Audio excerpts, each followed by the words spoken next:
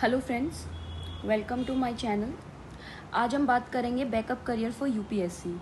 Since कल UPSC prelims 2023 का result आ गया है एंड काफ़ी लोग अच्छे डिज़र्विंग कैंडिडेट थे जिन्होंने पूरे साल मेहनत करी, लेकिन उनका सिलेक्शन भी नहीं हुआ है।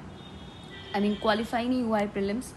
सो मेरे भी ऐसे बहुत सारे फ्रेंड्स हैं जिनका बहुत ज़्यादा कुछ आखिरी अटेम्प्ट्स में ही थे, किसी का 5th था, किसी का 6th था, but they could not make it to the prelims list. So मेरे लिए ये वीडियो भी बनाना ज़रूरी हो गया, क्योंकि हम लोग डिस्कस कर रहे थे कि क्या करियर बैकअप यूपीएससी के अंदर अब ज़रूरी है। क्योंकि पहले ये लोग जो है, पहले सारे एस्पिरेंट, जब मैं भी अब पहले जब तैयारी करी थी, ये सोचती थी कि नहीं, मुझे सिर्फ तैयारी करना है, अगर मैं बैकअप के बारे में सोचूंगी तो वो मेरे जोश को ख़त्म कर देगा। लेकिन एट प्रेजेंट यूपीएससी इतना अनप्रडिक्टेबल हो गया है कि इसका मतलब पेपर का हिसाब लगाना ही मुश्किल है। वो जो लोग काफ़ी स्टूडेंट पढ़ाई कर रहे थे पूरे साल, वो लोग का भी क्वालिफाई नहीं हुआ है। कुछ लोगों ने बहुत ही चंद महीने या कई दिन पढ़ाई करी है या बिना प्रिपरेशन के गए हैं, उनका प्रीलिम्स क्वालिफाई हो गया है। तो आप अपने सारे don't put your all eggs in the one basket, ये जो एक कहावत है वो यहाँ पे बिल्कुल फिट बैठती है। क्योंकि अब एक यूपीएससी में कंपटीशन कंटिन्यूसली बढ़ता जा रहा है, वैकेंसीज कंटिन्यूसली कम होती जा रही हैं और पेपर जो है वो कंटिन्यूसली बहुत ज़्यादा डिफ़िकल्ट और टफ होता जा रहा है। तो इसमें कोई भी अप्रोच जो है वो एक फुल अप्रोच जो है वो काम नहीं कर रही है। सो अगर आपके पास जॉब है देन आई विल रिक्वेस्ट कि आप अपनी जॉब जो है वो मत छोड़िए। हो सकता है कि आपको काफ़ी ज़्यादा टाइम लगे प्रिपरेशन के अंदर, काफ़ी टाइम डिवोट करना पड़े, बट आज की इकॉनमी की कंडीशन को देखते हुए, पेपर का पैटर्न देखते हुए मैं यही बोलना चाहूँगी कि आप अपनी जो जॉब है, सटल जॉब है, उसको मत छोड़िए। और अगर आपने ऑलरेडी जॉब छोड़ के प्रिपरेशन शुरू कर रही है और आपके 2 अटेम्प्ट्स हो गए हैं, तो प्लीज़ प्रिपेयर फॉर अगर आप नेक्स्ट ईयर के लिए भी प्रिपेयर कर रहे हैं, 3rd या 4th अटेम्प्ट के लिए, तो मैं भी आपको एक सजेस्ट करूँगी कि आप एक फ्रीलांसिंग जॉब जो होती है या प्रोजेक्ट बेस्ड जॉब जो होती है, टीचिंग होती है, नेट एग्ज़ाम क्वालिफाई, ये इनकी तरफ जाइए, या फिर एक डिग्री लेने की कोशिश कीजिए जिससे कि आपका एक बैकअप प्लान स्ट्रॉन्ग रहे। बहुत सारे कॉलेजेस जो हैं वो अच्छी अच्छी डिग्री देती है जिनके बाद अच्छा खासा प्लेसमेंट होता है। Even you can get in chance to study at abroad also. तो आप ये ट्राई कर सकते हैं, बिकॉज मैंने भी अपने प्रिपरेशन के दौरान बहुत सारी मिस्टेक्स करी थी।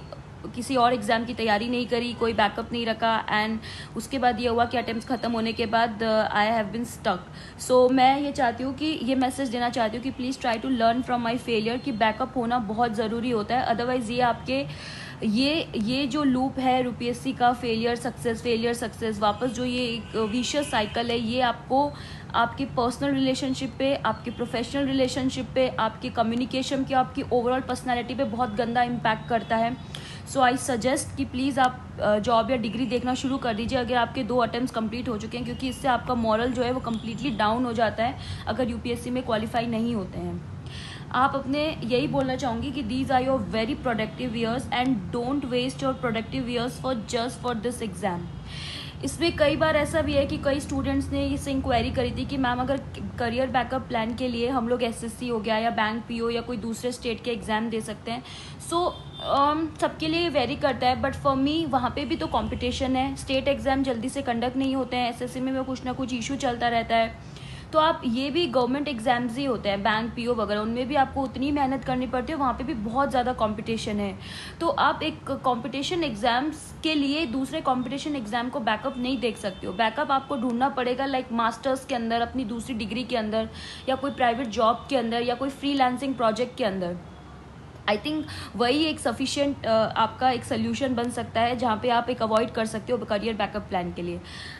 यही है कि यूथ जो है वो बहुत इंपॉर्टेंट है कंट्री के लिए, और मेंटल हेल्थ भी बहुत ज़रूरी होती है किसी भी इंसान को सर्वाइव करने के लिए, और इस प्रिपरेशन में आपकी मेंटल हेल्थ पे बहुत बड़ा इम्पैक्ट पड़ता है अगर आप कंटिन्यूसली फेलियर देखते रहते हो। तो अगर आपको बहुत टाइम हो गया इस प्रिपरेशन के दौरान, so please try to move on. I know it's very difficult, but try to move on and look for some other perspective in your life. That's all for today. Thank you so much and keep working. All the very, very best.